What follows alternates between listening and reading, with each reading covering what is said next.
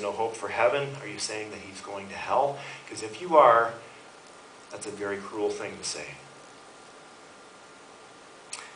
My response would be, I don't make the judgment. I don't make the final judgment, God does. That's his realm. But I am telling you what he shares, what God shares with us in his word. And while this teaching may seem or sound cruel, if it's true, wouldn't it be more cruel? Wouldn't it be crueler to say otherwise? If the Bible is correct, and this truly is how it goes down, then I believe the cruelest thing that I could do would be to sugarcoat things, or worse, to ignore this reality or truth. This past summer, as many of you know, I hiked the West Coast Trail on Vancouver Island with 4 of my friends. And man, what a phenomenal experience that was. I've talked about it before. I won't go into too much length, but I was thinking about how that experience related to this question that I'm answering this week. See, before hiking the West Coast Trail, I'd heard about ocean tides. I'd experienced ocean tides. We've been on the ocean before in Florida and California and such. And if you're on a beach that's inclined and you're there the whole day, you can see the water line going up or you can see it going down. It changes. But before hiking the West Coast Trail, I never realized how dangerous a change of tide can be. If the tides are right on the West Coast Trail, your hike can be a whole lot easier. Because instead of hiking inland along the trail that goes up and down over every coastal mountain and into every valley and so forth, and through muck that's this deep in the good places, you can hike on the coastline, on the shore, which is either sand or gravel or as the case in one section, there's this huge sheet of rock. It's almost as level as a sidewalk, and it goes on for kilometers. And it's cakewalk. It's one of the easiest sections to hike. I think they've got a picture there. There we go. I wasn't even expecting that. That's awesome. Okay. So along this rock shelf, it is also the easiest, but also one of the most difficult parts of the trail. And here's what they do. They warn you about this during the mandatory pre-hike orientation. So before you go on your hike, you've got to sit through this, I don't know how long it was, an hour or 2, hour anyway, orientation for the hike. So they warn you about this rock shelf, this cakewalk. There are warning notes on the official map that you carry with you. There's like a pamphlet with a map of the trail that you carry with you, and it warns you about this. There are warning signs as you approach this shelf from the north and the south. We came from the south end.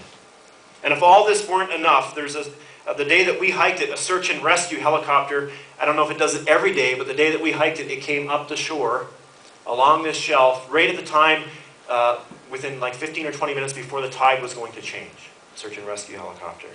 Because people lose their lives along this section. And here's how. As soon as the tide crests the shelf, and in many places the shelf is a lot wider than you see there, so you can walk way away from the edge of the shore, like a half a kilometer or so. As soon as the water crests the edge of the shelf, it doesn't go up incrementally, it surges across the shelf. So there's creating a current. Now, you might think you're a big tough guy or gal and you're carrying your 60-pound backpack and you say, well, I can beat that to the shore. No problem, even though I'll be walking now on slippery, wet rocks instead of dry rocks like you see in the picture, which makes it a whole lot more challenging.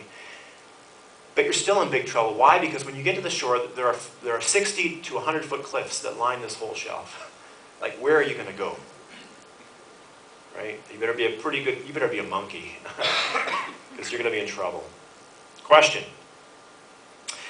How long can you survive standing in 54-degree water with waves pounding you against the side of a rock wall like that? You better be able to stand and not get hypothermia for about 4 to 6 hours till the water starts going back again, or you'll have hypothermia and you will die.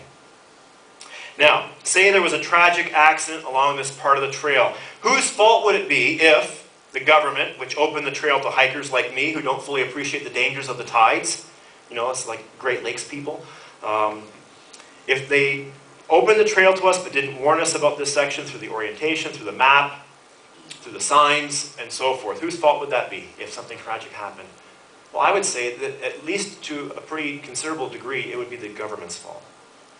Right? If they're going to open the trail, they're going to have it all marked in every other way, the kilometers and so forth, but not mark that or warn you. I think that it would be their fault. It works the same with this teaching. I'd be cruel if I didn't warn you during this morning's talk. This is our orientation. This is our pre-hike orientation. I'd be cruel if I didn't show you the warnings in our map in the Bible. Matthew 24 and such. I think Jesus is pretty clear there. You want to be the guy in the field who's taken. You want to be the woman grinding grain who's taken. I'd be cruel if I didn't share some of the signs of what you can expect if you ignore this teaching. Then, if something tragic happens to you, I would be partly or maybe greatly culpable, responsible. And I will have to give an account to God for how I teach, what I share, what I tell the people that have chosen to follow me or to be part of this congregation.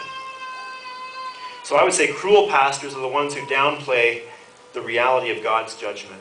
Cruel pastors ignore the necessity of the incarnation of Christ. If there are other paths to God, then it was not necessary for Jesus to die on a cross. Would Jesus voluntarily die on a cross, offer up his life, experience the suffering, the rejection, and the punishment that he experienced if it were not absolutely necessary for the people on planet Earth? It'd be cruel if I didn't share that. And we don't want to think about our loved ones going to heaven or not going to heaven. It's one reason why sects and cults like Mormonism, the Mormons do something called baptism for the dead.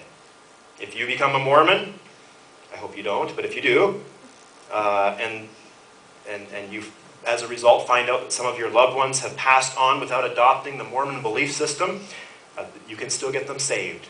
They can still get their own little universe someday. For Mormons in the Church of Jesus Christ of Latter-day Saints, they do baptism for the dead so that you can save your loved ones who've already passed on. It's also the reason why in the Middle Ages, in the Roman Catholic Church, indulgences were sold. The Roman Catholic Church permitted the sale of indulgences in order to pardon sins. People could get their own sins pardoned through the sale of indulgences, or even the sins of their loved ones in a place called purgatory. Purgatory is a Catholic belief that there's this place between heaven and hell where the souls of pretty good people go. Right? It sounds like just about everybody, right? I'm a pretty good person. I'm no Billy Graham or Mother Teresa, but I'm certainly no Hitler. I'm going to be in purgatory.